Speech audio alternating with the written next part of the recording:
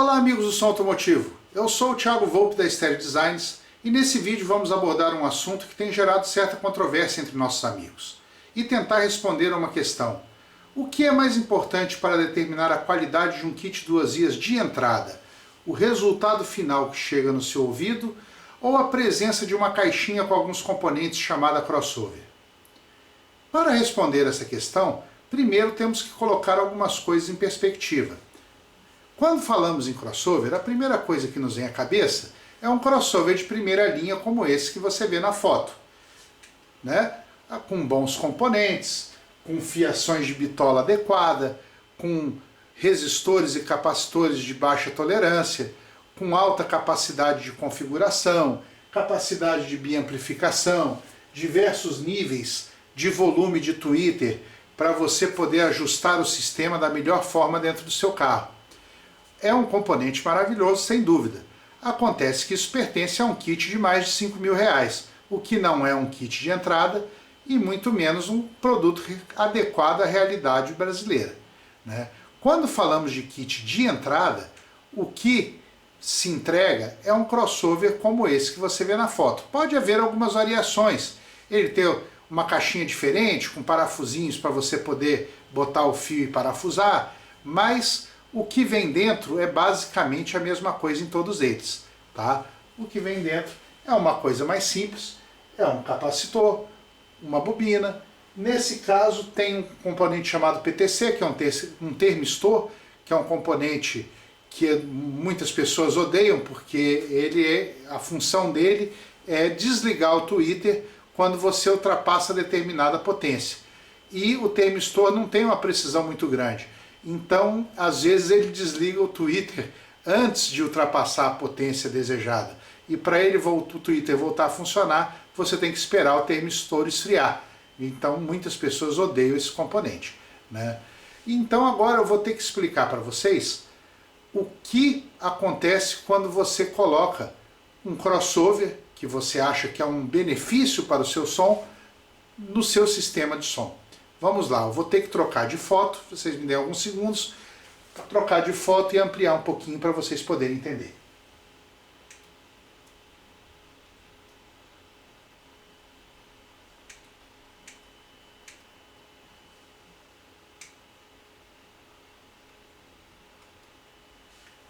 Pronto, vamos lá, espero que esteja dando para ver legal. Estamos falando em qualidade. Isso supõe-se que você adquiriu um kit de entrada de boa qualidade, um bom amplificador, um bom subwoofer e também está usando pelo menos uma fiação de bitola adequada, né? E o que acontece quando você vai usar um crossover como esse, tá? Primeiro, você vai ter que cortar o seu fio, né? O seu sinal já não chega diretamente do amplificador no alto-falante.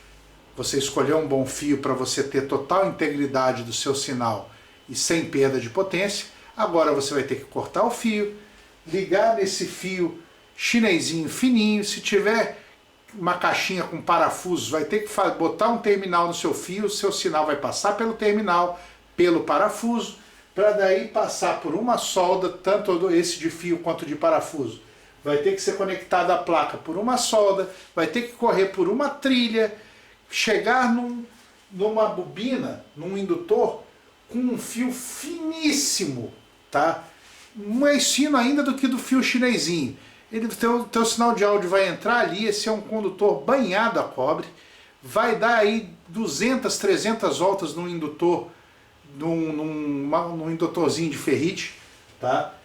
Vai sair do outro lado, vai passar por outra solda na placa, vai correr em outra trilha, vai passar por outra solda, para chegar no fio chinesinho ou então no parafuso onde você está parafusando o seu fio, e se for um fio chinesinho vai ter que ainda passar por mais uma emenda para conectar ao fio que você comprou, tá? Eu posso garantir que o seu sinal está sendo degradado, passando por esses componentes de baixa qualidade, tá? E por deficiência de transmissão, tá? Mas esse não é o único problema, o problema é mais sério ainda.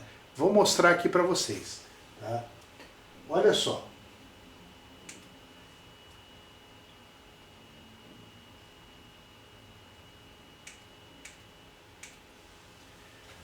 Isso é um projeto retirado da internet, isso aqui são informações fornecidas por um fabricante de crossover. Ele explicando as dificuldades. Isso é um projeto simulado no computador. Ele coloca os dados dos alto-falantes que ele vai usar, a frequência que ele quer cortar, o computador te fornece os valores dos componentes que você tem que usar e você usando aqueles componentes o que tem que acontecer. E mostra um gráfico lindo como esse que você está vendo na foto. Acontece, meu amigo, que você não encontra para comprar componentes de todas as medidas, tá? O computador te dá os componentes exatos e esses componentes não estão disponíveis no mercado para serem usados. Então, supõe-se, vou dar um exemplo. O computador mandou você usar um capacitor de 2,8. Você vai no mercado e vai descobrir que só tem capacitor de 2,2 e 3,3. 2,8 não tem, né? Então você vai adequar aos valores mais próximos possíveis e vai montar o seu crossover. Olha o que aconteceu com depois dos componentes aproximados, a curva real que foi auferida pelo fabricante. Dá uma olhadinha.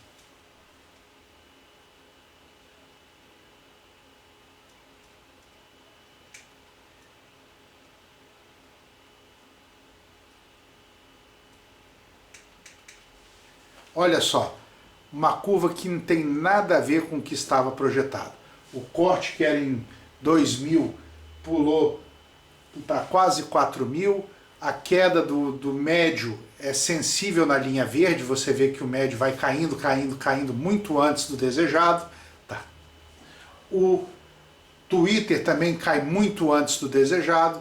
Moral da história, aquilo que foi projetado, quando se analisa na prática, vira-se uma tragédia, tá? E isso porque esse fabricante, tá, teve o cuidado de analisar o que estava acontecendo, tá? Porque, meu amigo, você acredita mesmo que lá na China, com o tanto de projetos que esse pessoal tem que atender, tá? De uma série de empresas que escolhem seus produtos, muitas vezes pelo visual, mandam para eles e falam, olha, eu quero esse Twitter, recebem um monte de amostra e falam, olha, eu quero esse médio com esse Twitter. Aquilo vai para lá, eles fazem uma simulação de computador de como mais ou menos deve ser o crossover, pega os componentes, faz a aproximação e taca o pau. Eles têm que entregar para uma série de clientes diferentes, uma série de crossovers diferentes, e eles não têm tempo para ficar desenvolvendo adequadamente cada um deles. É isso aí que você recebe, ok? Então, pensando em tudo isso e tendo passado por esse processo e testado as coisas, nós da Stereo Designs fizemos a coisa de uma forma diferente. Nós já sabíamos o Twitter que nós iríamos usar e a resposta desse Twitter com o corte que ele iria receber.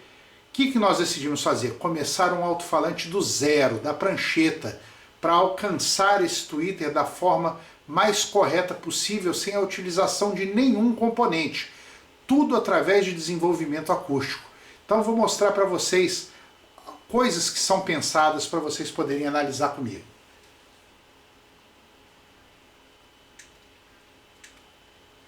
Olha só, nós testamos diversos tipos de borda, porque cada borda de diversas grossuras, com diversas resistências diferentes. O cone, nós escolhemos o cone de celulose, porque é sabido que é o melhor cone para qualidade. Mas o cone de celulose, isso é uma das variáveis. O cone de celulose ele é composto de massa de celulose, algodão e fibra. Tá? O percentual de cada um desses componentes faz com que o cone seja mais rígido, mais macio, tá? E isso muda completamente a resposta do alto-falante. Então nós, sabendo mais ou menos o que queríamos, partimos de uma base, mas esse cone foi mudado várias vezes até chegar ao resultado final. Tá? Vamos lá.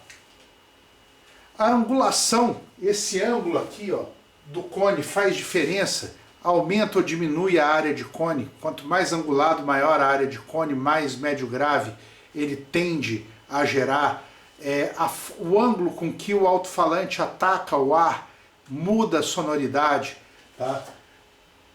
A dureza dessa parte amarela, que é a centragem, é ela que controla, junto com aquela suspensão que foi a primeira que eu falei, ela que controla o deslocamento do alto-falante. Isso também é um item a ser tratado com bastante critério para você ter médio grave e ter um alto-falante controlado ao mesmo tempo. Tá? Quando nós alcançamos o grave que nós queríamos para o alto-falante, que nosso alto-falante tem a característica de ter um médio grave bem presente, nós não conseguíamos alcançar o tweeter. E se nós alcançávamos o tweeter, não conseguíamos ter o grave que nós queríamos. A solução foi desenvolver o plug de fase em alumínio maciço.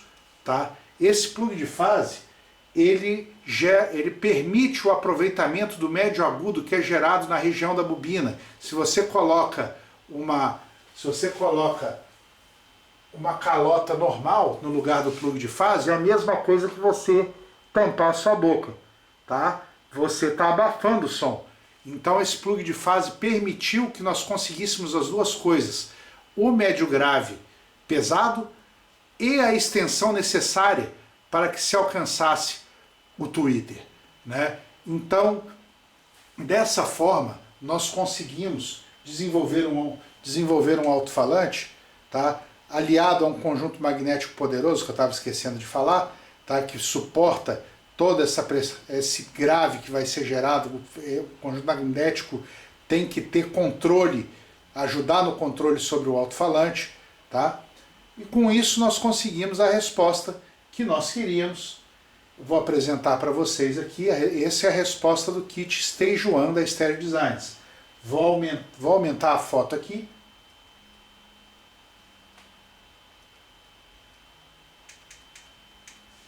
Olha só, uma resposta extremamente plana, tá? Extremamente casada, e tudo que se utiliza nesse kit como crossover, tá? É um único capacitor. O seu sinal vai sair do amplificador e só vai passar por um único capacitor, que é para proteger o seu tweeter. Eu vou pegar um aqui e mostrar para vocês. Olha só. Tá vendo aqui? Vamos ver se dá foco. Nós vamos ter um capacitorzinho aqui, tá? E você só liga o seu fio aqui e pronto. Tá resolvido toda a questão de corte de frequência, tá? Nós garantimos a qualidade do nosso produto, é um produto muito bom de ser ouvido. A resposta de frequência no RTA tirada ao ar livre, tá? Prova que o kit é extremamente plano, e ainda digo mais, nós teríamos ainda mais grave se isso tivesse sido medido dentro do carro, porque o carro dá um reforço de grave. Ok, gente?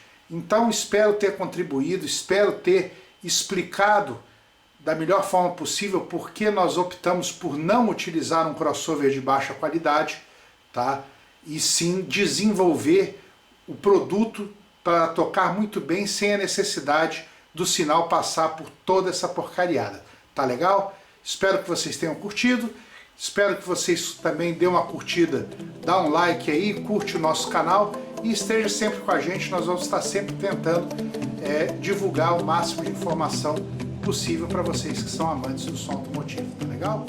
Um abraço.